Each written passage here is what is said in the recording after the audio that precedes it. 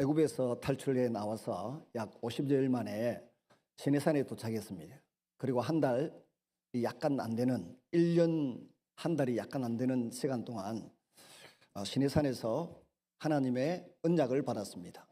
그래서 우리가 율법, 복음 이렇게 구분하는데 율법이라고 하면 크게는 구약 성경을 말하고요. 좀 줄이면 창세기부터 모세오경까지 창세기, 출애굽기, 레위기, 민수기, 신명기 이걸 율법이라고 말하고 그걸 좀 줄이면 그냥 신명기가 율법이다 이렇게 말하고 그걸 좀 더 줄이면 출애굽기 20장, 21장, 22장, 23장까지 이게 율법이에요. 그걸 좀 더 줄이면 십계명이에요. 십계명이 율법입니다.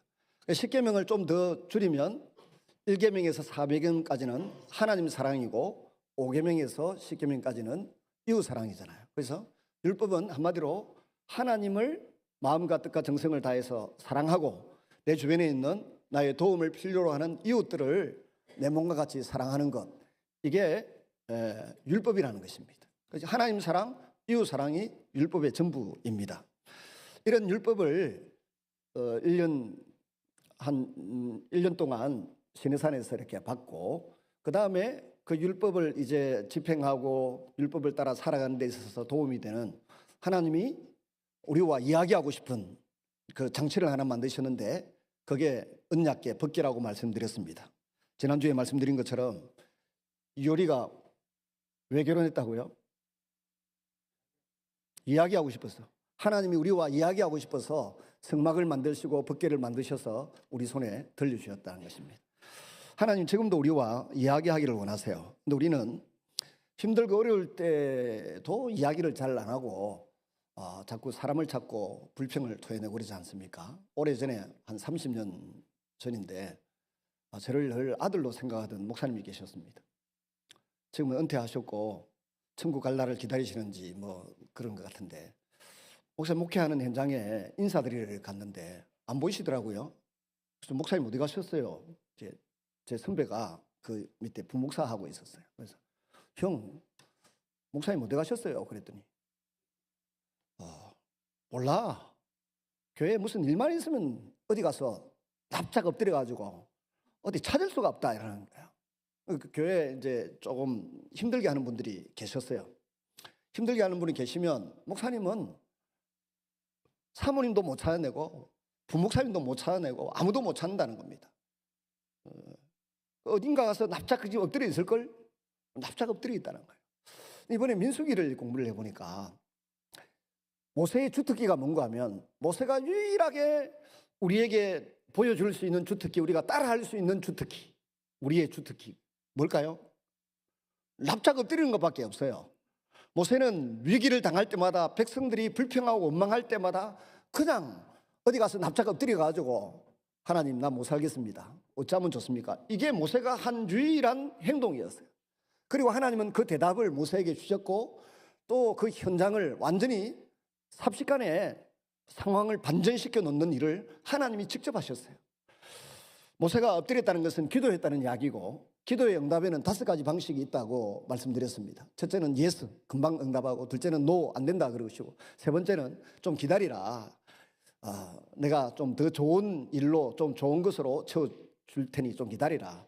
근데 이거 기다리는데 우리 쉽지 않습니다. 네 번째는 네가 할 일 네가 하고 내가 할 일 내가 한다. 하나님께서 그렇게 말씀하시는 겁니다.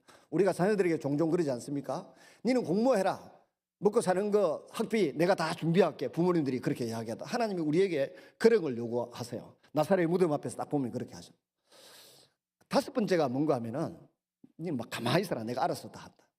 절대 입도 열지 말고 움직이지도 말고 가만히 있어라. 결정적인 순간 사람이 어떤 능력을 발휘할 수도 없고 해결할 수 있는 방도가 없을 때는 하나님이 가만히 있어라. 내가 알아서 한다 하시고 짠 하고 나타나셔서 위기를 오히려 기회로 반전시키고 땅바닥에 떨어졌던 명예를 실추되었던 명예를 다시 이렇게 확 높여주시는 모세의 근위를 높여주시는 그런 일들이 계속해서 이 40년 광야 생활에서 나타나는 주요한 특징이었어요. 하나님은 자기 백성들이 또 지도자들이 엎드릴 때마다 외면치 아니하시고 찾아가셔서 그 문제를 해결해 주셨습니다. 시내산에서 이제 성막 위로 구름이 떠올라서 출발하기 시작합니다. 구름의 이동을 따라서 구름을 우리는 쉐키나라고 불러요. 쉐키나. 발음이 좀 제가 시원치 않습니다. 쉐키나. 쉐키나라고 해서 구름 기둥, 불 기둥이 따로따로 있는 게 아니고 하나의 큰 뭉텅인 것 같아요. 그래서 낮에는 구름 기둥이 밑으로 내려와서 딱 백성들을 햇빛으로부터 차단해서 따뜻하게 시원하게 걸어갈 수 있도록 해주고, 밤에는 구름은 위로 가고 불 기둥이 밑으로 내려와서 아주 백성들이 추위를, 강야의 그 무서운 추위를 견딜 수 있도록 해주는데, 그 구름이 하늘로 떠올라서 움직이면 계속 이동을 했다고 하지 않습니까? 이동을 해야 가는데 문제는 섞여 있는 다른 인종, 다른 민족이 있었다는 겁니다. 항상 같은 생각, 같은 마음, 같은 믿음을 가지고 있고 같은 철학을 갖고 있는, 소망을 갖고 있는 사람들은 좀 힘들어도 잘 견디면서 갈 수 있는데, 같은 동기, 같은 목적, 철학, 생각을 가지지 않는 사람이 항상 어떤 조직에든 섞여 있습니다. 우리나라도 지금 중국 조선족들이 우리나라에 많이 들어와 있는데 이 사람들의 국적이 중국이에요. 그리고 인종은, 혈통은 우리 한국 사람들부터 선전 물려받았는데, 한국하고 중국하고 축구 경기를 하면 그 사람들은 중국을 응원하지 대한민국을 응원하지 않는데요. 이런 사람들이 많이 들어와서 우리를 지금 힘들게 하는 상황에 있어요.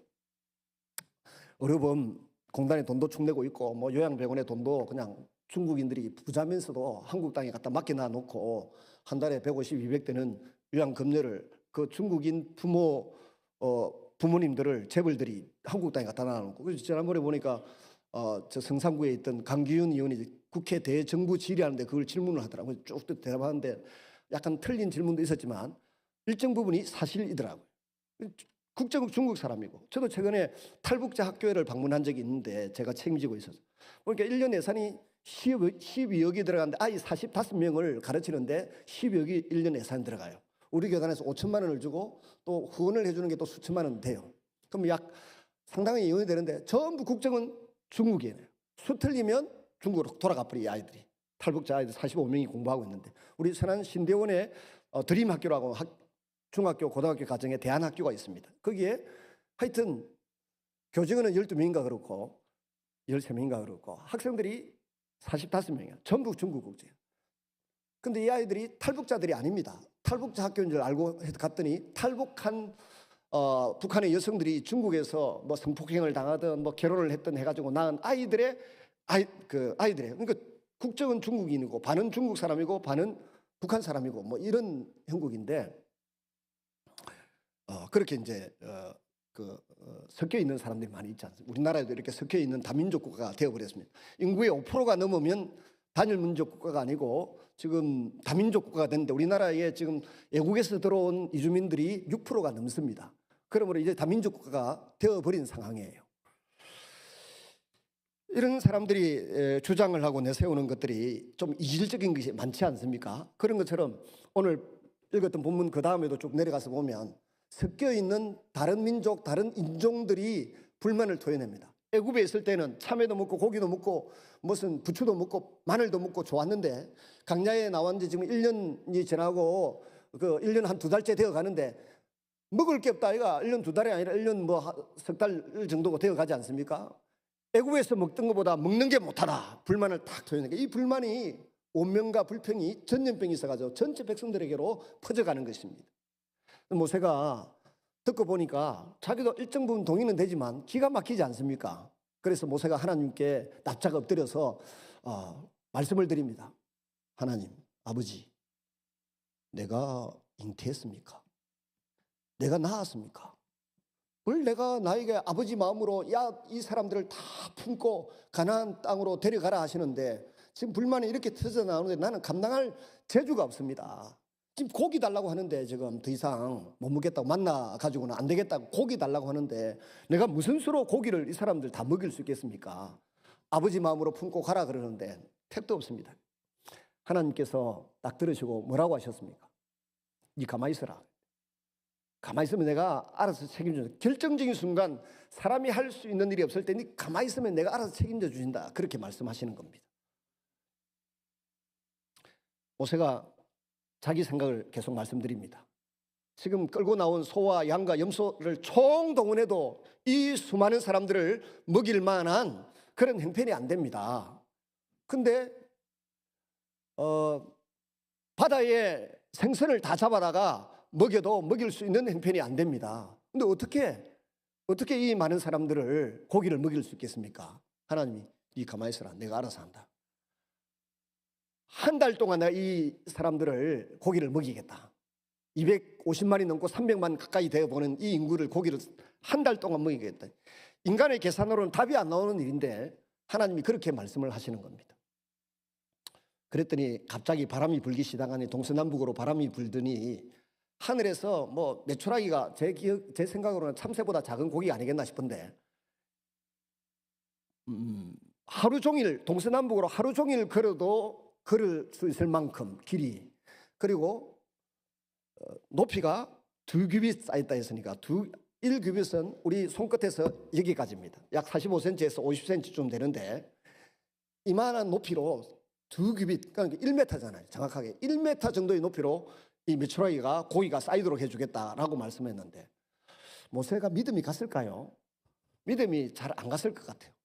그럼에도 불구하고 한 달 동안 이 고기가 안식일 빼고는 계속 쌓여가지고 이에서 냄새가 나고 코에서 냄새가 나도록 고기를 하나님이 공급을 해 주셨습니다.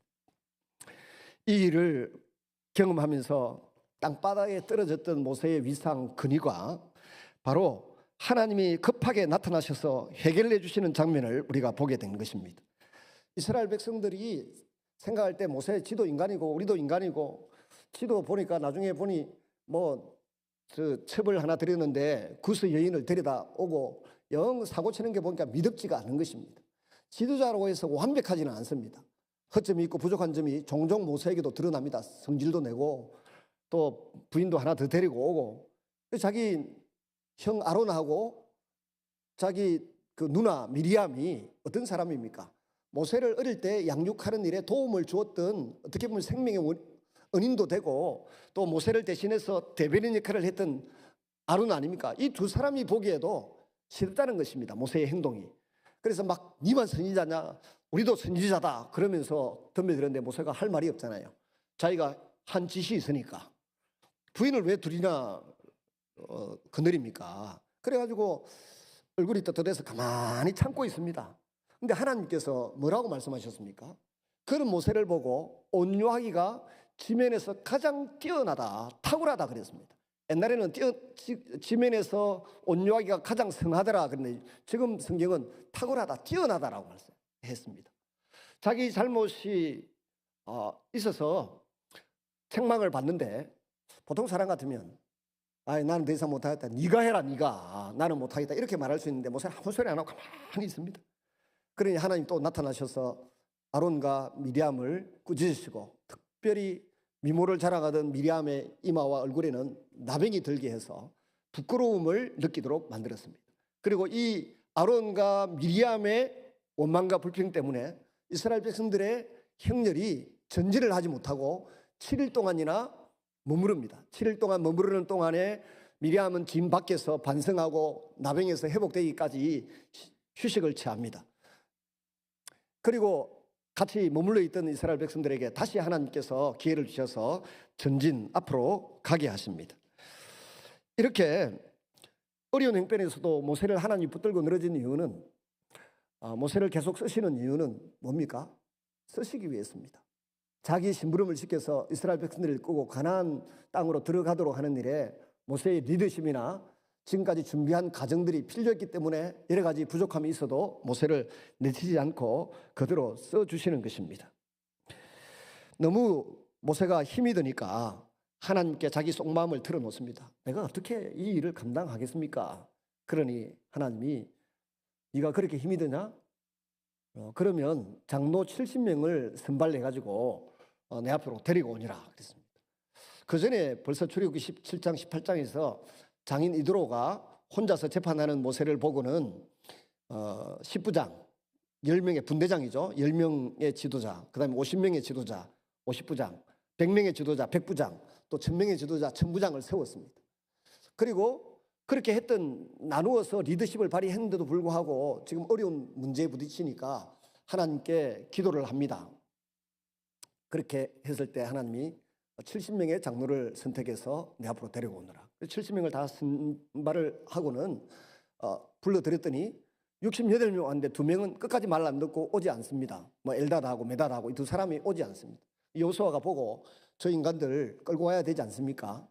나를 위해서 시기하고 질투할 필요 없다. 내비두라. 내비두고 온 사람 68명 데리고 일하겠다라고 말씀하시는데, 문제는 하나님께서 70인의 장로를 선택할 때 그들에게 성령으로 충만케 하셨다는 것입니다. 하나님의 신으로 충만케 하셔서 능히 감당할 수 있는 능력을, 지혜를 주셨다는 것입니다. 하나님이 교회 공동체에, 자기 백성들의 공동체에 일꾼을 세우실 때에는 그 일을 감당할 수 있는 직분뿐만 아니라 능력도 부어주시는 것을 믿으시기를 바랍니다. 우리가 다 보면 좀 부족합니다. 남편도 부족하고 아내도 부족하고 그런데 부딪히면 다 하더라고요. 제가 좀 어린 나이에 결혼을 했습니다. 제 아내도 대학 졸업하지 말자. 저도 대학원 다닐 때 26세 결혼을 했으니, 결혼하고 처갓집 친척들 할머니들이 인사하러 가는 절차가 있지 않습니까? 인사하러 갔더니 저 양산인가 일산이 어디고 기장 위에 그 어디입니까? 일광에 있는 어느 제 아내의 할머니라든가 어느 집에 갔더니 할매가 쳐다보고 해를 끌끌 차더라. 아들이 저것들이 어떻게 해야 먹고 살기고, 저는 먹고 살 자신 있는데 그러시더라고. 그게 지금도 기억이 납니다. 마루층에 앉아서 절하고 난 뒤에 저것들이 해야 먹고 살기고 아들이가. 제 아내에게 제가 종종 이야기합니다. 저 아들 밥하는 거 좀 가르치고, 계란 후라이도 할 줄 아는 것 좀 가르치고, 라면 끓이는 것도 가르치고, 뭐도 가르치라고 이야기를 하니까 하는 말이, 내가 결혼할 때 할 줄 아는 게 뭐 있습니까? 그래도 다 알아서 배우고 해가지고 다 먹고 사는데, 결혼해서 할 줄 아는 게 보니까 라면 끓이는 거 하고, 지금도 기억이 나는 게, 그놈은 맨날 반찬에 올라오는 게 뭔가 하면 오징어 볶음이었어요. 지가 좋아하니까 그거 하나만 맨날 만들어 올리더라. 김치하고 이런 건 옆집에서 집사님들, 사찰 집사님들 얻어오고 그래요. 시간이 좀 지나니까 그 옆집에 있는 집사님들한테 배워가지고 요리를 꼬잘 하더라고요. 서울에 부목사 생활할 때는 보니까 성동군가 구청에인가 동사무소에서 하는 요리 프로그램이 있더라고. 2만인가 주면 그거 가서 또 배우더라고. 근데 잘 먹고 나도 아무것도 할 줄 몰랐는데 닥치니까 다 배워서 하는데 보고 자꾸 가르치라고 잔소리 안 하고 아무 소리 하지 말라더라고. 그 말 듣고 보니까 그런 것 같더라고요. 하나님이 우리에게 직분을 주시고 일을 맡겨 놓으시면 하나님께서 성령으로 우리에게 충만하게 가시면서 때가 되고 일이 부딪히면 다 감당할 수 있는 능력이 일어날 줄로 믿으시기를 바랍니다. 괜히 뭘 할 거 없다는 것입니다. 하나님께서 그렇게 70명의 장로를 선택해서 모세와 함께 백성들을 협력하여 이끌어갈 수 있도록 은혜를 베풀어 주셨습니다. 그러면 그 뒤부터는 순조롭게 일이 잘 되었느냐? 그렇지 않습니다. 조금 더 진행해서 갔더니 가데스 바네아에 도착을 했습니다. 가데스 바네아에서 이제 공격 전진 앞으로 가면 되는데 갑자기 백성의 지도자들이 그냥 가지 말고 저 땅이 하나님이 약속한 그대로 진짜 젖과 꿀이 흐르는 땅인지 한번 보고 옵시다. 그래 대표를 한 지파에 한 명씩 해가지고 12명을 뽑아가지고 보내기로 작정했어요. 하나님이 명령하신 것이 아니고 본인들이 요청했고 하나님이 오케이 허락을 해서 벌어진 일입니다. 그냥 올라갔으면 될 텐데 12명을 여호수아와 갈렙을 비롯해서 12명을 뽑아가지고 40일 동안 두루 정탐하고 돌아오더니 민수기 13장 14장에 보면 결과 보고가 나옵니다. 두 갈래로 딱 결과 보고가 나오는데 하나는 여호수아와 갈렙이 가지고 있는 보고였어요. 저들은 우리의 밥이다. 하나님이 우리와 함께 하시면 우리가 저 땅을 다 차지할 수 있다라고 목소리를 높였습니다. 나머지 10명의 정탐꾼들은 택도 아닌 말을 합니다. 정말 보니까 과연 하나님 말씀하신 대로 젖과 꿀이 흐르는 땅은 틀림이 없더라. 근데 문제는 거기 가면 기골이 장대한 아낙 자손 대장부들이 살고 있다. 그 대장부들은 키가 우리보다 크고 너무 힘이 세서 우리가 공격하기가 어렵습니다. 제가 스티브 잡스의 그 평론을 한 700페이지 되는 책을 다 읽은 적이 있습니다. 그 스티브 잡스의 가게를 보니까 그 동네 사람이라, 시리아 사람이, 엄마든지 아빠든지 둘 중에 한 사람이 시리아 사람인데 스티브 잡스가 키가 컸어요. 아주 기골이 장대했어요. 그 남자다운 면이 그 사람에게 있더라고. 천재 아닙니까? 우리 아이폰 만든 사람이 스마트폰 만든 스티브 잡스 아닙니까? 그러니까 그 원래 그 동네 사람이 그렇게 기골이 장대하고 괜찮았던 모양이라. 근데 원래 이스라엘 사람들은 키가 작고 좀 매부리 크고 좀 다 그랬던가 봐요. 비교하니까 게임이 안 된다는 겁니다. 그래서 그 사람들이 내린 10명의 정탐꾼이 내린 보고가 뭔가 하면 민수기 13장 하반부에 딱 보면 그 대장부들하고 우리를 비교해 보니까 우리는 스스로 보기에 메뚜기 같다. 한번 따라 합시다. 스스로 보기에 메뚜기 같다.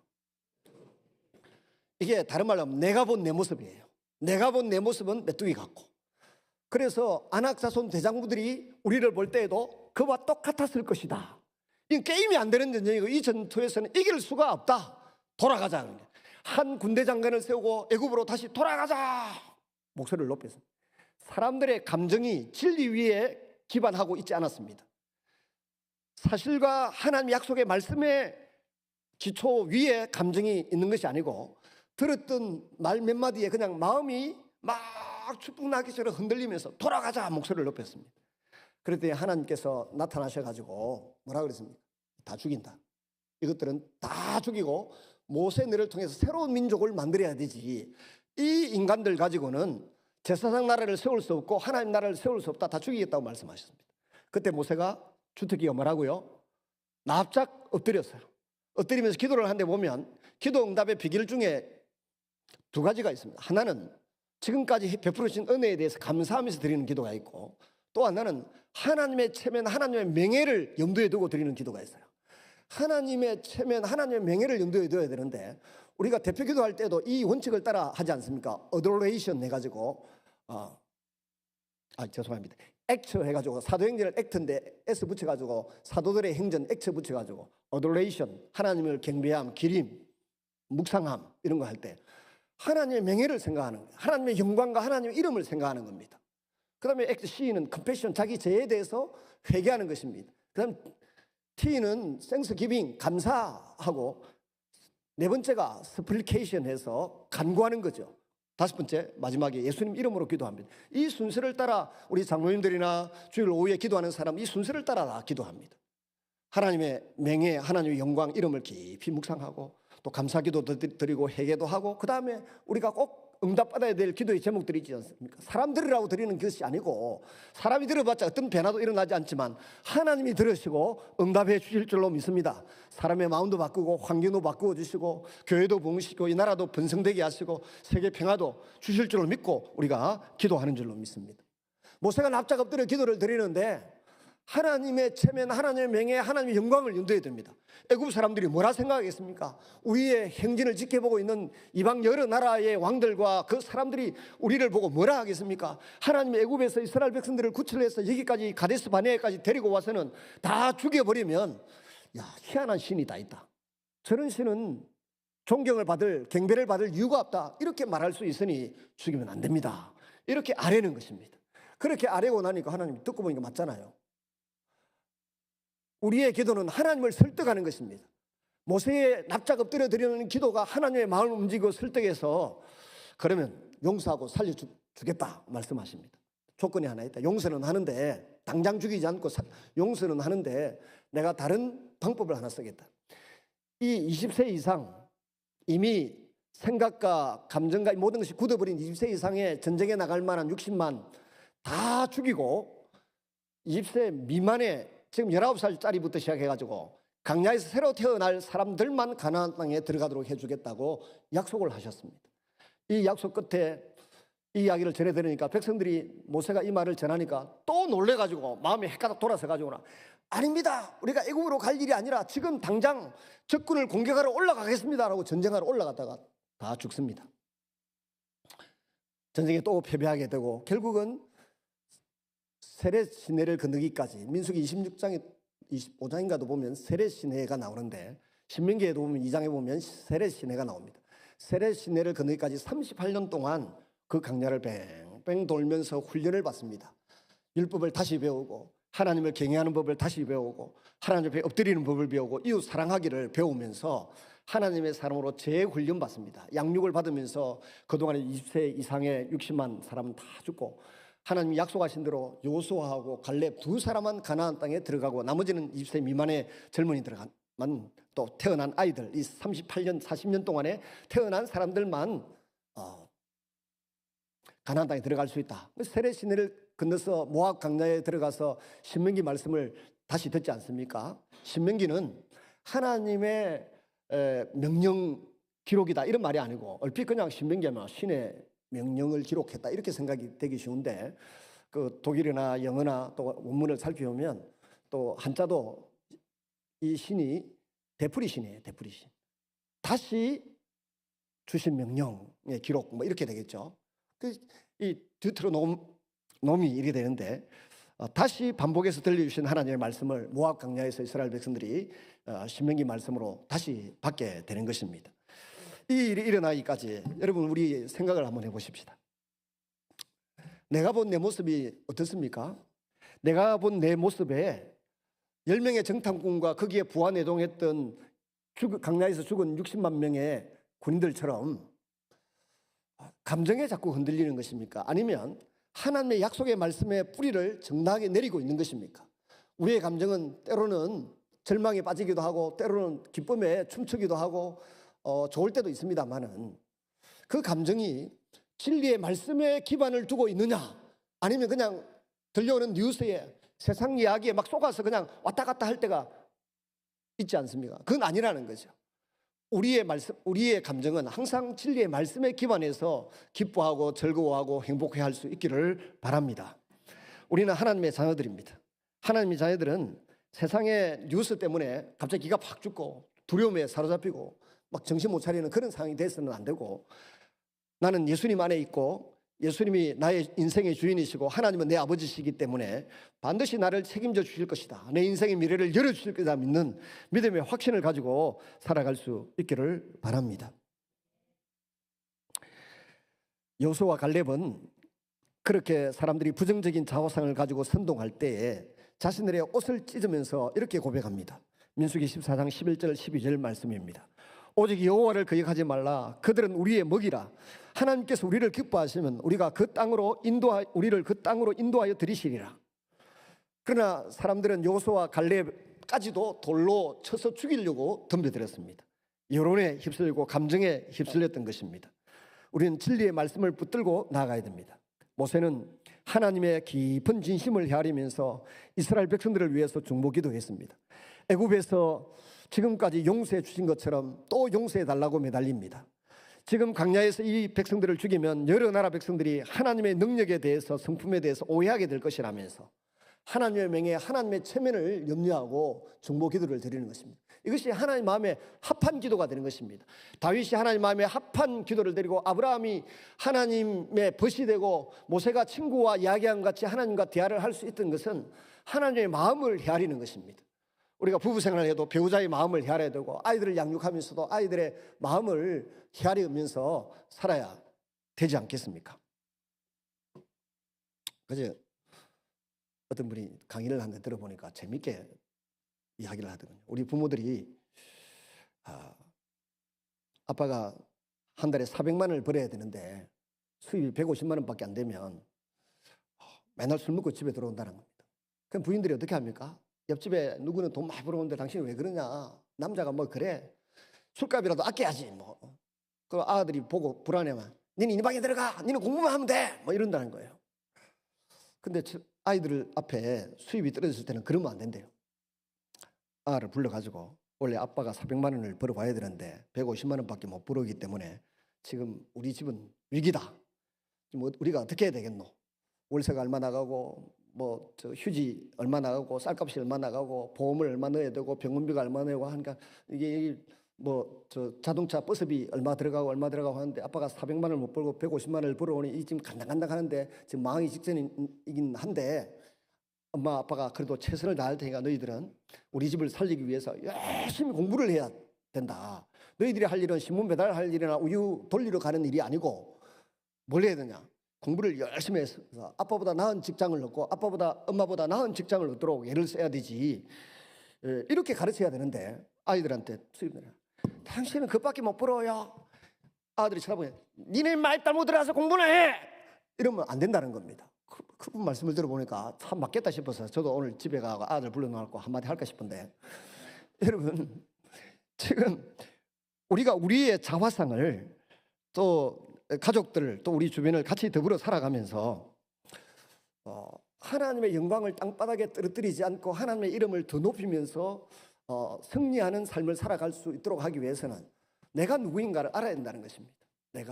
우리는 하나님의 아들이고 하나님의 딸입니다. 우리는 예수님을 우리의 인생의 주인이라고 고백합니다. 우리의 주인 되시는 예수님이 우리를 버리시겠습니까? 다시 IMF가 오니 외환 위기가 오니 별소리 다 했었는데 그 어떤 위기 상황 속에서도 이 민족을 살리시고 보호하시던 하나님께서 우리 한국 교회를 보시고 의인 한 사람을 찾으시는 하나님, 아름다운 교회 하나를 찾으시는 하나님 앞에 우리가 의인 하나가 되고 아름다운 교회가 되고 공동체가 되겠다고 노력할 때 절대로 멸망하도록 내버려 두실 리가 없는 줄로 믿습니다. 모세는 그런 마음으로 기도하실 때에 40년 동안 변함없이 징계받고 있던 이스라엘 백성들에게 하나님께서 만나를 공급해 주심을 목격할 수 있었습니다. 본인도 포기하지 않고 끝까지 믿음으로 백성들을 마음에 품고 기도하며 나아갔습니다. 원망할 때마다 납작 엎드리면서 하나님 어떡할까요? 엎드리면 하나님이 극적 반전을 일으켜 주셨습니다. 광야 생활을 해나가는 이 광야 세대, 만나 세대들은 철저한 회개와 자기 반성을 해야 되는데 그렇게 하지 못합니다. 그래서 틈만 나면 불평하고 원망을 합니다. 그 대표적인 경우가 이제 고라와 다단과 아비람, 온 이런 사람들 아닙니까? 가만히 보니까 레위 지파, 아론과 그 후예들 이런 사람들이 특권을 누리고 있는 것 같고 그들이 어떤 고생을 하고 있는지는 전혀 생각을 하지 않고 그 자리를 탐냈던 것 같습니다. 그래서 고라가 모세에게 먼저 덤벼들고 나중에 아론에게도 그 사람들이 시비를 걸지 않습니까? 그래서 하나님 앞에 막 모세가 우리 위에 왕이 되려고 한다. 그래서 제가 참 놀랍게 생각한 것이 그 통성진 조병호 박사가 7가지 질문과 그에 대한 응답으로 성경 전체를 보게 했는데 그런 식으로 성경을 보니까 깨닫게 되는 것이 많더군요. 모세, 여호수아, 기드온, 사무엘이 왜 왕이 되지 않으려고 그렇게까지 노력했던가. 고라가 그 말을 하자마자 모세가 우리들 위에 왕이 되려고 하자마자 모세가 성경에 보면 한 4번, 5번 정도 화를 내는데 화를 낼 때마다 손해를 보는데 이때는 별로 손해를 안 본 것 같아요. 내가 왕이 되려고 한 적이 한 번도 없습니다. 저렇게 나를 오해하고 모욕하는 저들의 헌금과 저들의 예배와 저들의 기도를 절대 돌아보거나 응답하지 마십시오. 그렇게 하나님께 부르짖습니다.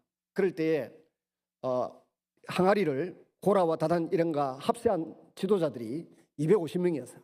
이 250명이 다 향로를 들고 그들 앞에 서게 했는데 불이 나와서 불사르고 땅에 지진이 일어나서 그냥 땅이 꺼져서 함몰 당하면서 죽게 됩니다. 그리고 또 정신을 못 차리고 그 뒤에 또 백성들이 그 사람들이 죽었음을 인하여서 원망하고 불평할 때에 이제는 전염병이 창궐해서 14,700명이 죽습니다. 더 합해서 약 15,000명이 그 자리에서 죽임을 당하는 불행한 일이 일어나게 됩니다. 그때에도 모세는 어려운 일이 생기면 무조건 엎드립니다. 돌로 쳐서 모세를 죽이려고 하고 아론을 치려고 하는 백성들에게 하나님이 진노하셔서 15,000명이 죽는 그야말로 비극적인 사건이 일어났습니다. 이 사건 이후에 제사장 아론의 근위를 다시 세울 필요가 있어서 하나님께서는 모든 백성이 볼 수 있도록 아론의 지팡이에만 싹이 나고 살구나무 꽃이 피도록 하고 열매가 맺히도록 그렇게 기적을 하루 만에 베풀어 주셨습니다. 이래서 제사장 아론의 근위를 확고하게 세우신 것, 하나님께서는 제사장들을 도와줄 사람들로 또 레위인을 선택하십니다.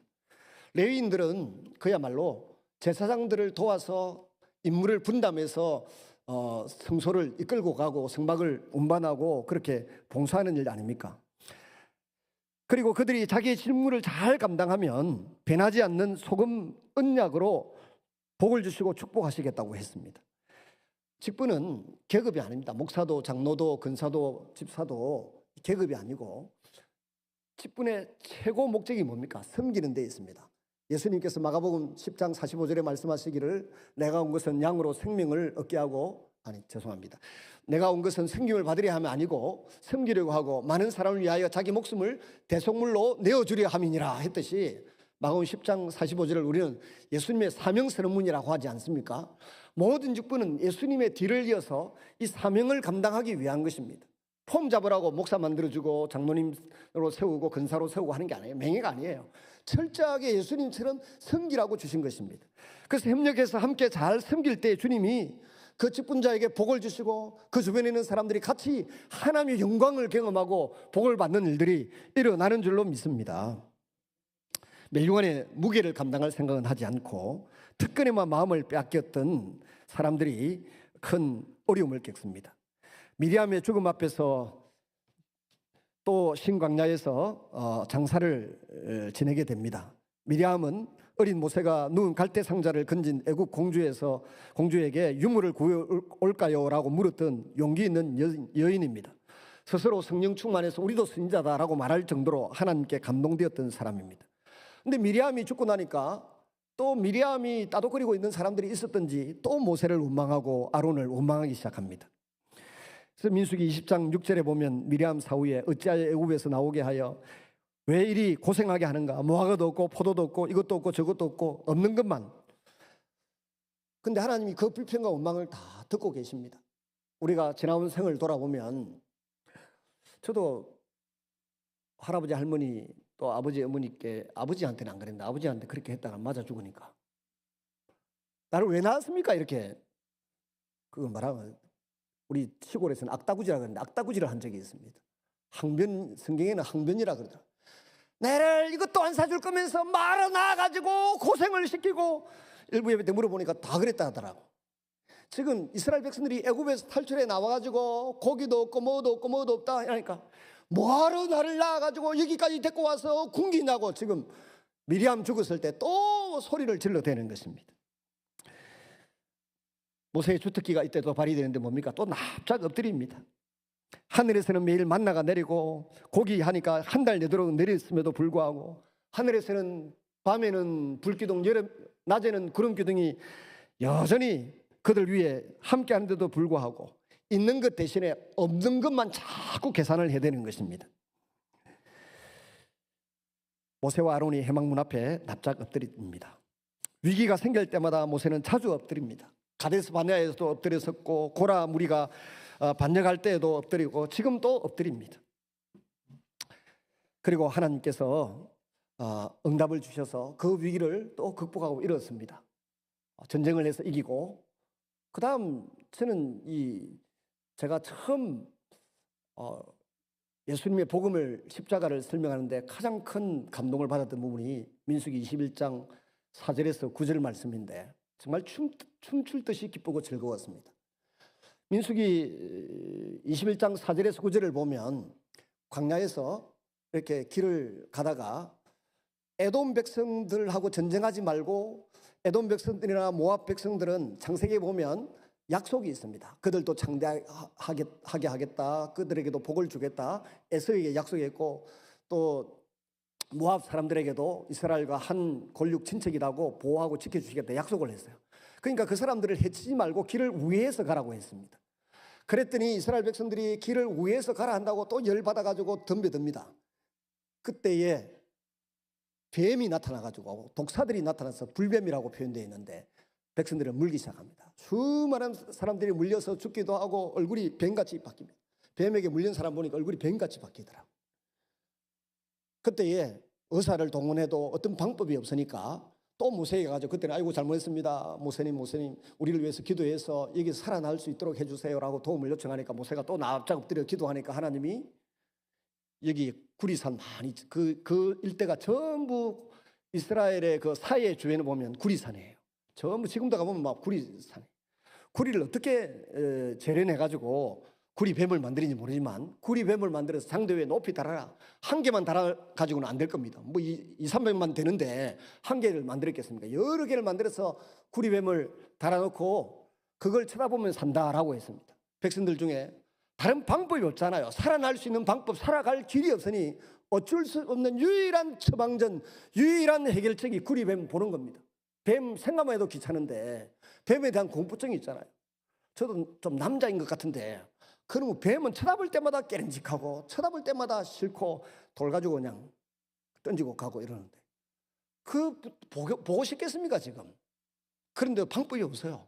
징그러워도 말도 안 돼도 의학적으로 어떤 처방이 아니라 할지라도 방법이 없으니 그 구리뱀을 쳐다봅니다. 너보산에 그 모세가 저 가나안 땅을 쳐다본 곳에 가면 지금도 구리뱀 만들어가 그 위에 달아놨더라. 그 당시에 그 모형을 만들어놨더라. 그 뱀을 쳐다본 적 살더라. 9절에 보면 쳐다본 적 살더라. 근데 감사한 것은 예수님께서 자신의 십자가 지시는 사건을 미리 설명하시면서 요한복음 3장 14절, 15절, 16절에 이렇게 말씀하십니다. 강야에서 모세가 뱀을 든 것 같이 인자도 높이 들려야 하리니 이는 저를 믿는 자마다 멸망치 않고 영생을 얻게 하려 함이니라. 민수기 21장 4절에서 9절 이 구리뱀 사건을 예수님의 십자가 사건과 연관지어서 설명하면서 그때 구리뱀을 쳐다보기 싫어도 쳐다본 사람은 살았던 것처럼 예수님이 장대 위에 십자가 위에 높이 매달린 것을 바라보고 그것이 우리를 위하여 하나님의 진노를 받으신 것이고 우리를 위하여 십자가에서 피 흘린 것으로 믿고 신뢰하는 사람은 다 죄 용서를 받고 구원을 얻는다라고 믿는 사람은 멸망치 않고 영생을 얻게 될 줄로 믿습니다. 제가 복음을 처음으로 이해했던 것은 이 사건을 이렇게 연관지어 설명할 때 제가 읽으면서 깨달았을 때였습니다. 정말 춤을 추며 기뻐하고 즐거워했던 기억이 있습니다.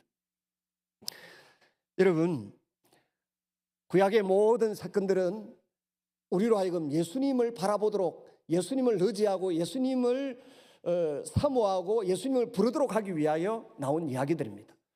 어떤 분이 설명했듯이 외국 영화 막 나오는데 신약 성경은 그 영화의 외국어 우리 알 수가 없으니까 한글로 자막 달아놨듯이 신약 성경은 구약 성경이라고 하는 영화에 자막을 달아놓은 것과 똑같다. 그래서 예수님이 성경을 설명해 주는 대로 성경을 잘 이해하고 예수님이 풀어주는 대로 구약 성경을 이해하면 틀림이 없는 줄로 믿습니다. 그 이후에 하나님께서 모세를 통하여 이스라엘 백성들이 어떻게 제사를 드려야 되고 어떻게 예물을 드려야 되고 뭐 이런 설명을 쭉 해가다가 26장인가 27장에 가면 이제 하나님께서 모세를 천국 하늘나라 데려가실 때가 가까워옵니다. 그래서 모세가 눈도 흐려지지 않고 기력이 온전함에도 불구하고 너는 가나안 땅에 못 들어간다. 이유가 뭡니까?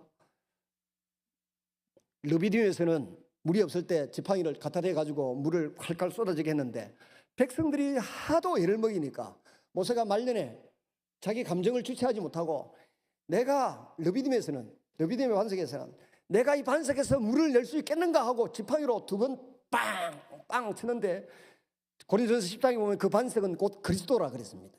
이 반석인 예수님으로 상징되는 이 반석을 둘로 두 번 성질을 내면서 때렸더니 하나님 말씀하시기를 네가 하나님의 영광 거룩함을 드러내지 아니하였으므로 너는 가나안 땅에 못 들어간다. 아론도 못 들어간다. 그래서 이제 이 세상을 떠날 때가 되었습니다. 그래도 이 경고를 받고도 모세는 자기 할 일을 끝까지 합니다.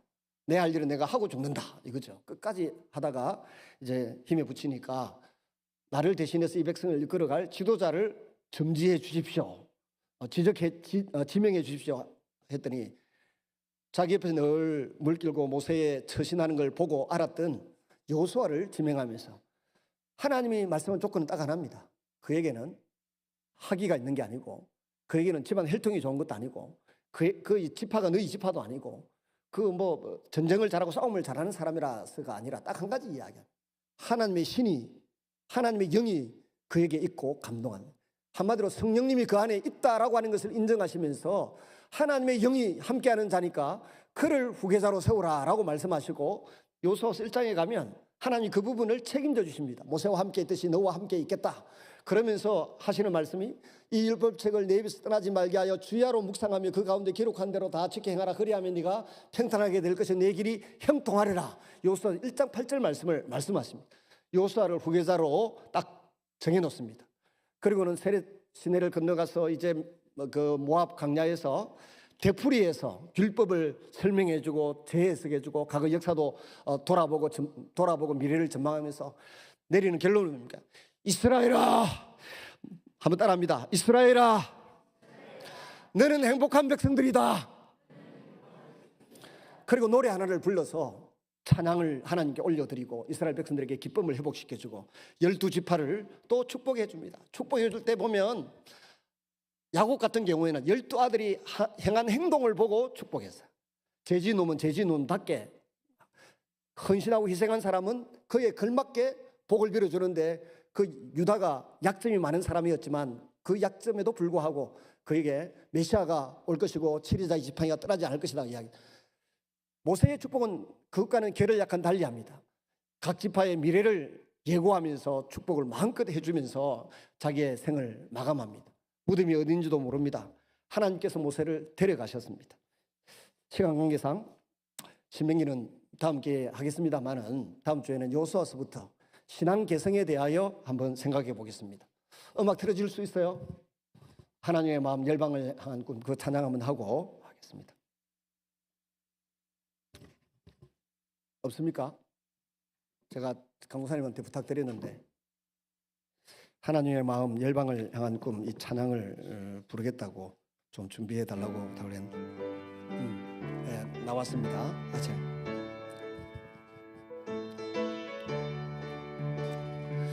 하나님의 마음 열방을 향한 꿈 만나 세대 신앙 개성 천년의 모범 40가지의 사랑의 주 절망 앞에서 희망 징계 희망의 디딤돌 즐거운 공동체 어떻게 와 이렇게 사이 기쁨이 탄생한 영원 사랑 용서를 향한 열정 영광과 평화로 예조에 열리는 제사시대 경계를 넘어선 복음의 확장 준비된 멸류가 남겨진 부탁 선한 싸움을 위한 편지 미리 받은 승리의 노래 잘 불러주셔서 감사를 드립니다. 통성경 공부를 열심히 하신 흔적들이 저런 찬양할 때 다 드러나는 것 같아서 너무 감사합니다. 찬송가